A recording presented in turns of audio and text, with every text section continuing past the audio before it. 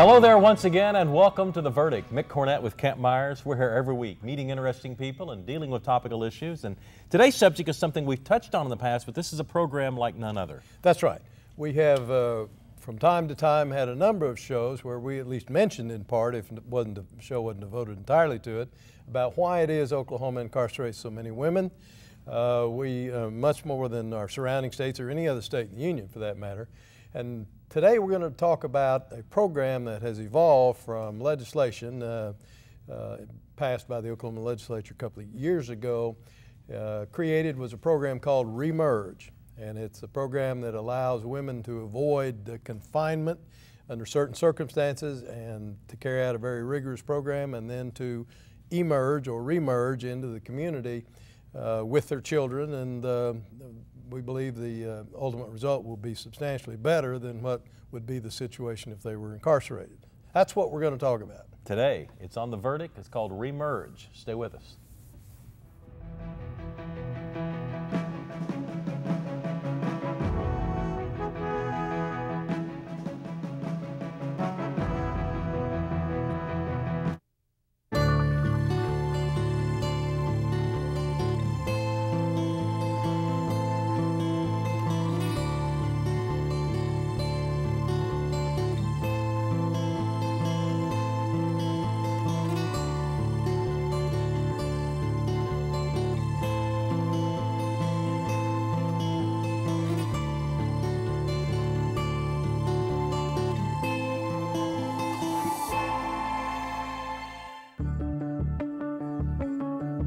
I have a doctorate in American Indian Studies and Comparative Cultural and Literary Studies.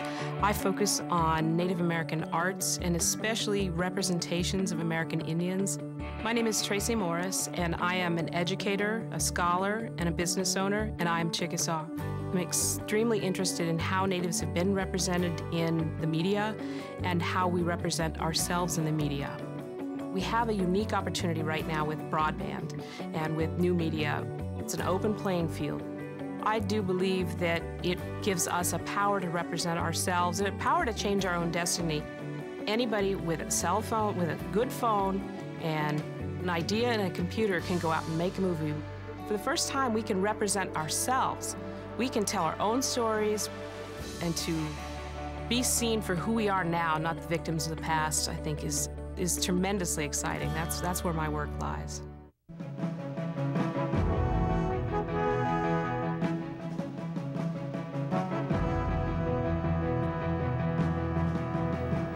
Welcome back to the set of The Verdict. Mick Cornett and Kent Myers, and Kent's going to introduce today's guest.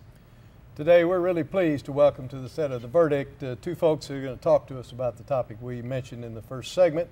To my left is Terri Woodland. She's the program director of ReMerge here in Oklahoma City. She did her undergraduate work at Southwestern Missouri State in Springfield, Missouri. Did her master's work at the University of Central Oklahoma. She has many years' experience in counseling children and adults. She's a certified counselor here in Oklahoma. She did 7 years with the Sunbeam Center as a chief operating officer and clinical director. And since October of 2011, she's been involved with ReMerge, the topic of our show today. Terri, thank you for coming. Glad to have you. Thanks for having me. On my right is probably a face that's familiar to our viewers, Kris Steele, the Executive Director now of Education and Employment Ministry, former, you saw him on this show as a Speaker of the House of Representatives. He was, of course, served in that position 2 years for his district out of Shawnee area. He's the Associate Pastor of Wesley United Methodist Church in Shawnee, did his undergraduate work at Oklahoma Baptist University. This is his second visit to the Verdict. Kris, glad to have you back. Thank you so much. Well, welcome back, Mr. Speaker, and Terri, it's good to have you on the show. Thank you. Thank you. Terri, tell us in general, what is the ReMerge program? How would you describe it to someone who has no idea what you're referring to? ReMerge is a program intended to offer women with minor children or women who are pregnant an alternative to incarceration. These women are charged with nonviolent crimes and often facing years in prison. And ReMerge offers them an opportunity to stay in the community, to stay with their children, and receive treatment and an opportunity for a better future. Why is it a good idea? It's a good idea because we believe that, well, you know, Oklahoma incarcerates more women than any other state in the nation, twice as many more women. This impacts children. At any given time, there are 27,000 children in the state of Oklahoma with one or both parents. 27,000? 27,000 at any given time. Wow. That's a lot of children who have at least one parent. One that's or in our both penal parents system. incarcerated. Oh. And we know that those children are 5 times more likely to be incarcerated themselves than their peers. So I think that that's the main reason that we have to find ways to keep parents in the community with their children, especially when it doesn't impact public safety at all. So it sounds like it's not to be easy on the person who may have violated a law. It's to recognize the other impacts that incarcerating a woman has on our society. Exactly. Yeah. And ReMerge is not an easy program. It's very difficult. The women are required to live in sober living housing. They're required to be supervised by the Department of Corrections. They have a parole officer. We drug test these women. They have rules. But it's over a year-long program, and it's not easy. We've had some women say, well, I think I'll just serve time because it would be easier. So we don't want to give the impression that this is an easy road for anyone, but it's very worthwhile. It keeps the women in the community with their children. They come out with a lot of skills and they can become productive community citizens. Kris, I was pleased and intrigued to see that you were involved in the program, and I understand from talking offset a little bit about how that comes about. But tell our viewers, how did you get involved with ReMerge, and what were the foundations of ReMerge? Sure. Well, initially I became involved because I realized as my tenure in the legislature progressed and I was given some more responsibility over the state budget, that literally our 3rd fastest growing expenditure in all of government is for corrections. I also began to realize that we incarcerate more women per capita than any other state in the nation, and I really wanted to try to understand what kind of return on investment we're getting for all the money that we're spending and for all the people that we're incarcerating. And I was shocked to find out that our violent crime rate has actually increased in the last 10 years. And so it makes sense to me that if we're going to be responsible with the resources that we've been entrusted, that we need to make sure that we're getting a good return on our investment. And I began to study and look around and try to identify other programs that may be more effective in either increasing crime or producing positive results for those impacted by incarceration. And that led to some legislation sponsored by myself and Lieutenant Governor Todd Lamb that ultimately was the creation for what we now call ReMerge. So the birth of ReMerge came from legislation that you and the Lieutenant Governor sponsored. That is correct. We wanted to establish a public-private partnership to try to provide an alternative for low-risk, nonviolent female offenders. Yeah, I want to get into the public-private partnership a little bit later, but let's go back to something you said that Mick and I have heard a number of times on our shows. That is that Oklahoma incarcerates more women than anybody else. Why is that? Well, unfortunately, I would tell you that it's not only that we incarcerate more women per capita than any other state in the nation, we incarcerate more women than in any place in the world per capita. And the truth of the matter is, plain and simple, it's because we tend to incarcerate people for things that no other state incarcerates for.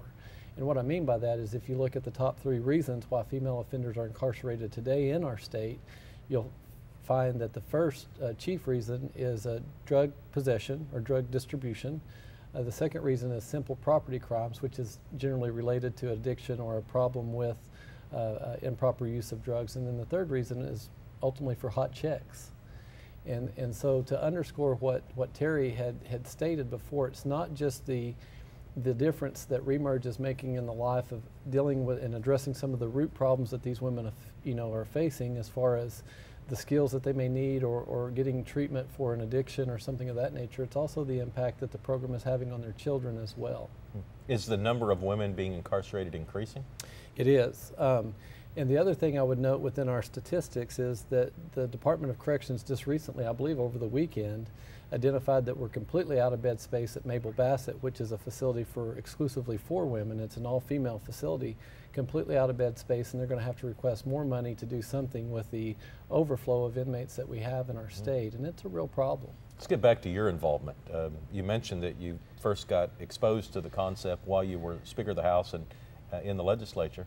But then you left the legislature, and you're still working on this issue. What's inspiring you today? Well, it's the fact that I believe that there's still work to be done in relation to how we deal with people who have broken the law, particularly our low-risk nonviolent offenders. I think when we look around and understand what other states have done to really try to get serious about dealing with some of the root causes for crime, be that addiction or mental health issues or lack of skill set or poverty or some of the issues that we would consider pathways, abuse and things of that nature into the correction system, and the way that other states have ultimately made better use of their resources to produce better results and actually increase public safety. I think that it behooves us to consider those strategies as well.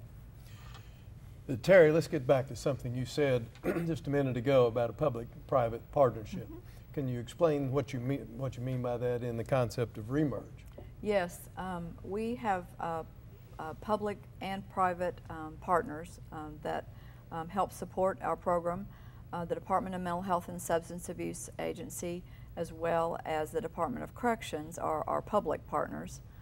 We are also fully supported by the District Attorney's Office and the Public Defender's Office, and those are very important partners to have. Both sides of the prosecution support your program. Yes, very important partners to have in this kind of work. Our private partners, our funders, add value to the program because they allow us to have some dollars to remove some of those barriers that the women face. Our anchor funder is the Inasmuch Foundation, but we are also funded by Chesapeake, by Sandridge Energy, George Kaiser Family Foundation funds us, Tom Ward, Mr. Tom Ward funds us. So we have those group of individuals and organizations that fund our program and allow us to really add value to the program by providing transportation for the women. These women come into our program with no car.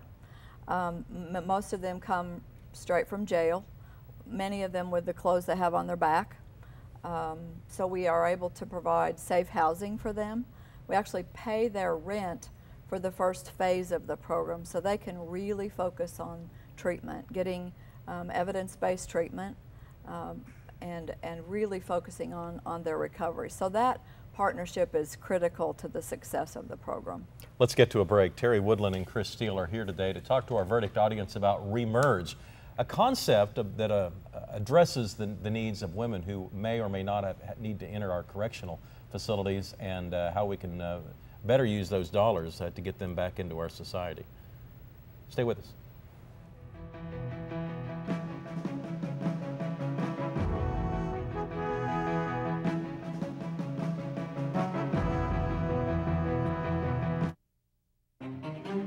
It's a North American energy revolution. We're the fastest growing source of new oil and natural gas supplies in the world. The shift to North American energy will create approximately 3 million jobs. All that money we've been sending overseas, $400 billion a year. Imagine that staying in our economy. It's a game changer. Real energy independence starts now, and it starts with Oklahoma. When you have something important to communicate, it becomes clear that there's a lot of competition for your audience's attention. So how can your message stand out and actually resonate with your audience? Legal Graphics has the answers. The team at Legal Graphics will work with you to plan, design, and even test your presentation to ensure your message will be heard and remembered. Call Legal Graphics today to schedule an appointment. The readiness is all.